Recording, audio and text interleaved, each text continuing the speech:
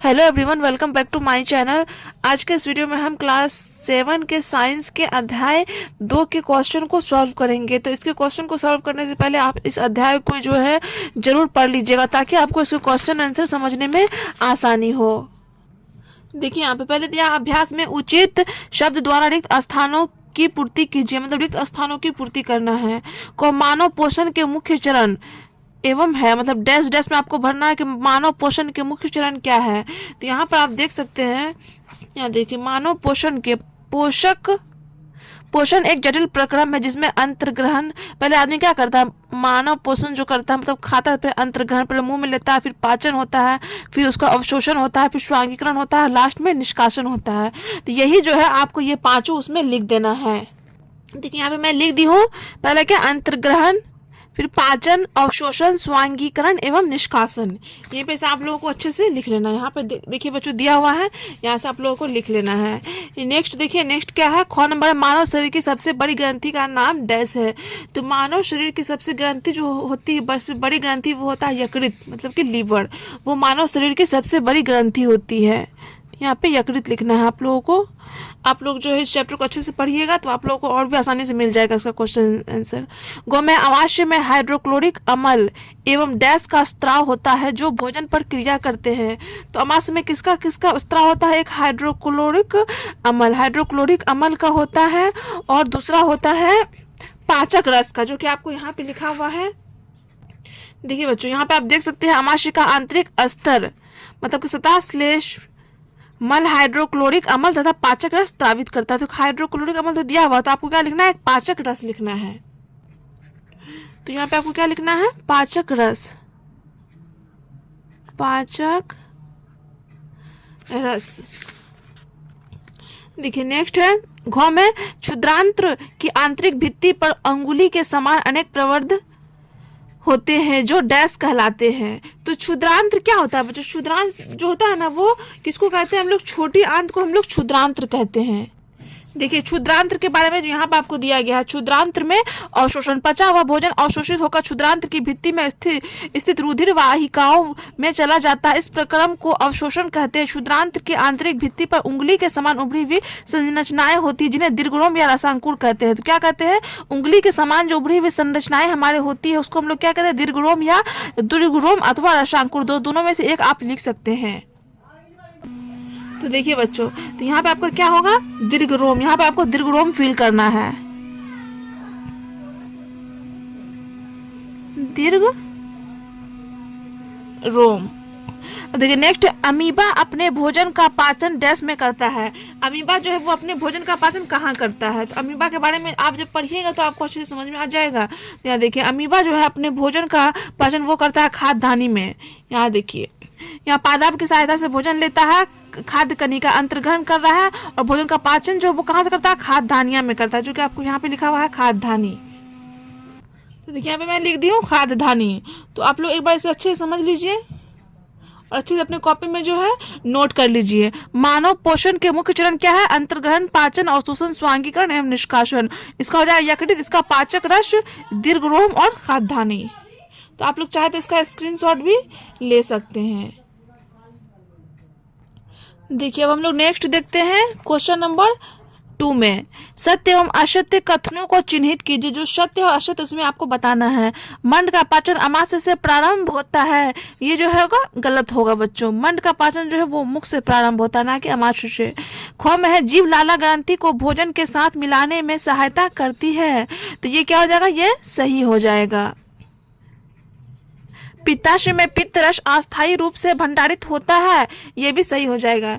देखिए यहाँ पे आप लोग देख सकते हैं, इस फिगर के द्वारा भी आप लोग समझ सकते हैं।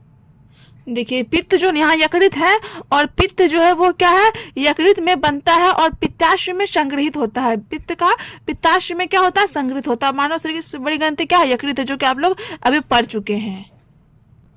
तो इसीलिए बच्चों ये वाला सही होगा। नेक्स्ट है, घ में रूमिनेंट निगली हुई घास को अपने मुख में वापस लाकर धीरे धीरे चबाते रहता है, ये सही होगा। रूमिनेंट क्या होता है, जानवरों में होता है, जो कि निगल जो वस्तु लेता है उसको दोबारा से अपने मुंह में लाके चबाता है। देखिए जैसे आप इसमें देख सकते हैं, यहाँ पे ग्रासिका है रुमेन में द्वारा, और यहाँ पे ये लोग क्या करते हैं, जुगाली करते हैं, मतलब गाय भैंस जो होते हैं वो क्या करते हैं, जुगाली करते हैं, मतलब जो उन लोग निगल लेते हैं उसको फिर मुख में लाके वो लोग चबाते हैं। देखिए बच्चों, मैं आप लोगों को बोल चुकी हूँ कि आप लोग अगर इसे पढ़ लीजिएगा ना अच्छे से तो बहुत ही आसानी से इसके क्वेश्चन को बना लीजिएगा, है ना। रुमेन में भोजन का आंशिक पाचन होता है जिसे जुगाल कहते हैं, परंतु बाद में जंतु इसको छोटे पिंडकों के रूप में पुनः मुख में लाता है तथा जिसे वह चबाता रहता है। इस प्रक्रम को रोमंथन करना मतलब कि जुगाली करना कहते हैं। देखिए नेक्स्ट है, निम्न में से सही विकल्प पर सही का चिन्ह लगाइए। क में वसा का पूर्ण रूपेण पाचन जिस अंग में होता है वह है अमा से मुख क्षुद्रांत्र बृहदांत्र। तो वसा का जो पूर्ण रूपेण पाचन होता है वो होता है क्षुद्रांत्र में, मतलब कि छोटी आंत में। देखिए ख में है, जल का अवशोषण मुख्यतः जिस अंग द्वारा होता है वह है अमास्य ग्रासिका क्षुद्रांत बृहदांत्र। तो जल का अवशोषण जिस अंग द्वारा होता है वो क्या है, बृहदांत्र है, मतलब कि बड़ी आंत। देखिए बच्चों यहाँ पे है ना, बृहदांत्र मतलब बड़ी आंत्र। बृहदांत्र क्षुद्रांत्र की अपेक्षा चौड़ी एवं छोटी होती है, लगभग 1.5 मीटर लंबी होती है। इसका मुख्य कार्य जल एवं कुछ लवणों का अवशोषण करना है। जल यहाँ पे लिखा हुआ है जो कि आपको वहां पे करना था, मतलब जल एवं कुछ लवणों का अवशोषण क्या कहाँ पे होता है, बृहदांत्र में, मतलब कि बड़ी आंत में होता है। देखिए बच्चों 4 में है, कॉलम ए में दिए गए कथनों का मिलान कॉलम बी में दिए गए कथनों से कीजिए। खाद्य घटक, तो पाचन के उत्पाद जो मिला हुआ है, कार्बोहाइड्रेट मिल जाएगा शर्करा में, और प्रोटीन आप मिल जाएगा, प्रोटीन को आप किसमें मेल कीजिएगा, एमिनो अम्ल। प्रोटीन किसमें मिल जाएगा बच्चों, अमीनो अम्ल में। और वसा हो जाएगा वसा अम्ल एवं ग्लिसरॉल। देखिए यहाँ पे आप देख सकते हैं क्षुद्रांत्र के बारे में जो दिया गया इसको आप जरूर से जरूर पढ़ लीजिएगा। तो यहाँ पे आप बुक में भी देख सकते हैं, कार्बोहाइड्रेट जो है वो सरल शर्करा जैसे कि ग्लूकोज में परिवर्तित हो जाते हैं। तो कार्बोहाइड्रेट किसमें परिवर्तित होते हैं, ग्लूकोज में। और वसा किसमें परिवर्तित होता है, वसा अम्ल एवं ग्लिसरॉल में।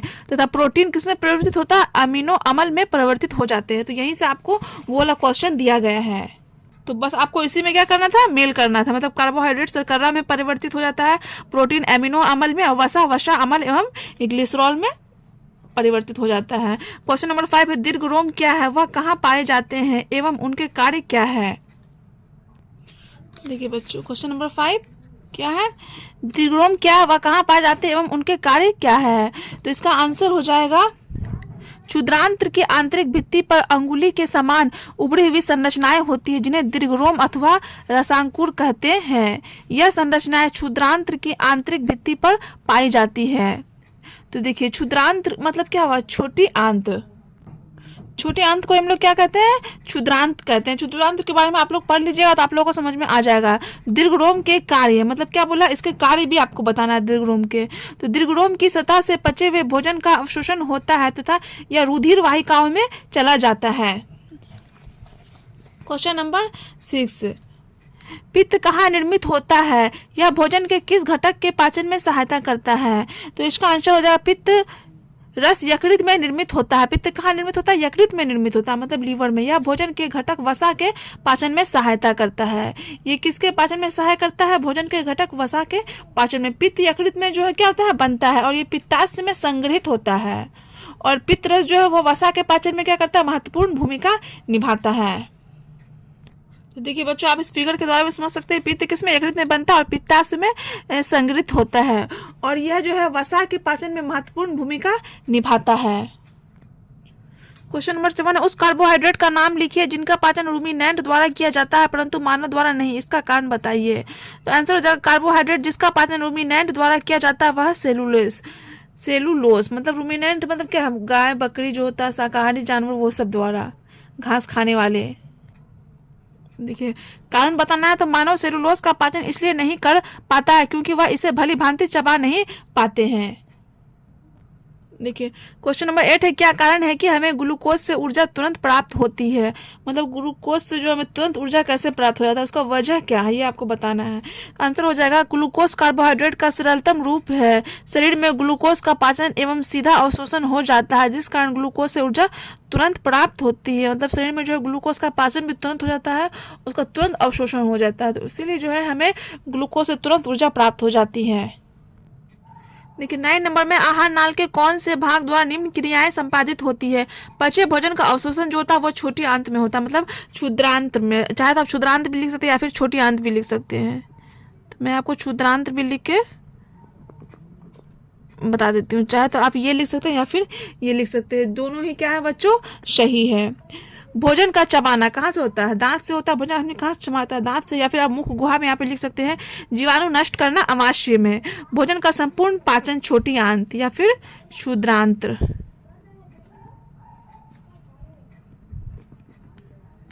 देखिए दोनों लिखिएगा, चाहे ये छोटी आंत लिखिए, दोनों एक ही नाम है, मतलब क्षुद्रांत का नाम ही छोटी आंत है। तो आप जो भी लिखिएगा आपका सही हो जाएगा। मल का निर्माण कहाँ होता है, मलाशय में। क्वेश्चन नंबर 10 है, मानव एवं अमीबा के पोषण में कोई एक समानता एवं एक अंतर लिखिए।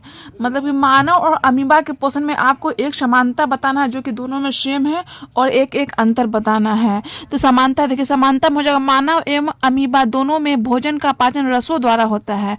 अंतर हो जाएगा मानव में बिना पचा अपशिष्ट गुदा द्वारा शरीर के बाहर निकाल दिया जाता है, जबकि अमीबा में अपशिष्ट खाद्य धानी द्वारा बाहर निकाला जाता है। देखिए क्वेश्चन नंबर 11, कॉलम ए में दिए गए शब्दों का मिलान कॉलम बी के उचित कथन से कीजिए। कॉलम ए को कॉलम बी से मिलान का, लाला ग्रंथि। लाला ग्रंथि का आपका हो जाएगा क का हो जाएगा 3, लाला रस स्रावित करना। लाला ग्रंथि का काम क्या है, लाला रस स्रावित करना। नेक्स्ट है अमाशय।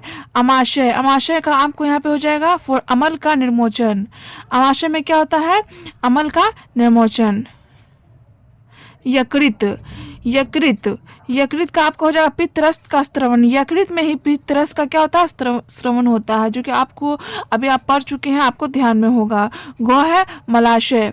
मलाशय में आपको हो जाएगा, मलाशय का हो जाएगा बिना पचे भोजन का भंडारण। मलाशय में ही जो भोजन अपशिष्ट भोजन होता है जो बिना पचा होता है उसका भंडारण कहाँ होता है, मलाशय में होता है। क्षुद्रांत्र, क्षुद्रांत्र में आपका हो जाएगा पाचन का पूरा होना। क्षुद्रांत में क्या होता है, पाचन का पूरा होना, मतलब कि छोटी आंत में। तो आप जब इस चैप्टर को पढ़ेगा तो आपको और भी अच्छे से मिल जाएगा सारा। वृद्धांत्र, वृद्धांत्र का आपको हो जाएगा जल का अवशोषण। वृद्धांत्र में आपको होता है जल का अवशोषण। देखिए नेक्स्ट है क्वेश्चन नंबर 12, चित्र 2.11।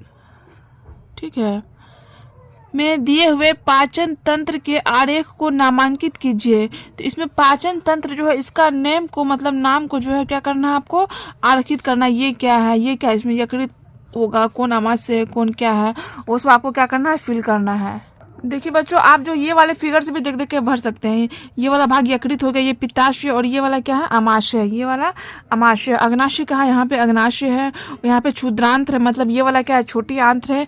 वृद्धांत्र, और ये वाला पार्ट क्या है, बड़ी आंत्र है, और ये वाला मलाशय, ये वाला गुदा है। देखिए बच्चों, मैं यहाँ पे लिख दी हूँ, और आप लोग जो है आपको मैं बुक में बता दी हूँ कहाँ से आप लोग को देख के लिखना है। आप लोग देख के अच्छे से लिख लीजिएगा। यहाँ पे यकृत हो गया, ये पित्ताशय, ये क्या हो गया, अमाशय यहाँ पे, और ये वाला जो है ये है अग्न्याशय, और ये क्षुद्रांत्र है, छोटी आंत। ये वाला जो है ये वृद्धांत्र, बड़ी आंत, और ये मलाशय है, ये गुदाद्वार है। यही आपको इंडिकेट करना था, और आप लोग चाहे तो बुक से भी लिख सकते हैं। तो देखिए अब नेक्स्ट है क्वेश्चन नंबर 13, क्या हम केवल हरी सब्जियों या घास का भोजन कर जीवन निर्वाह कर सकते हैं, चर्चा कीजिए। तो देखिए इसका आंसर हो जाएगा नहीं, केवल हरी सब्जियां या घास का भोजन कर जीवन निर्वाह नहीं कर सकते हैं। हरी सब्जियों में बहुत कम मात्रा में सेलुलोज, विटामिन तथा खनिज लवण होते हैं जो जीवन निर्वाह के लिए पर्याप्त नहीं है।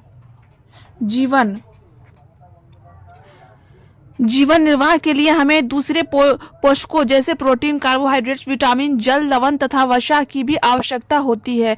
इसलिए हमें अपने शरीर के जैविक क्रियाओं के लिए ऐसे आहार की आवश्यकता होती है जिसमें भोजन के सभी घटक आसानी से मिल जाएं। तो क्या है, हम जो है केवल हरी सब्जियों और घास से अपना जीवन निर्वाह नहीं कर सकते हैं। हमें विटामिन, कार्बोहाइड्रेट, प्रोटीन, लवण, वसा ये सब की भी आवश्यकता होती है हमारे शरीर के लिए।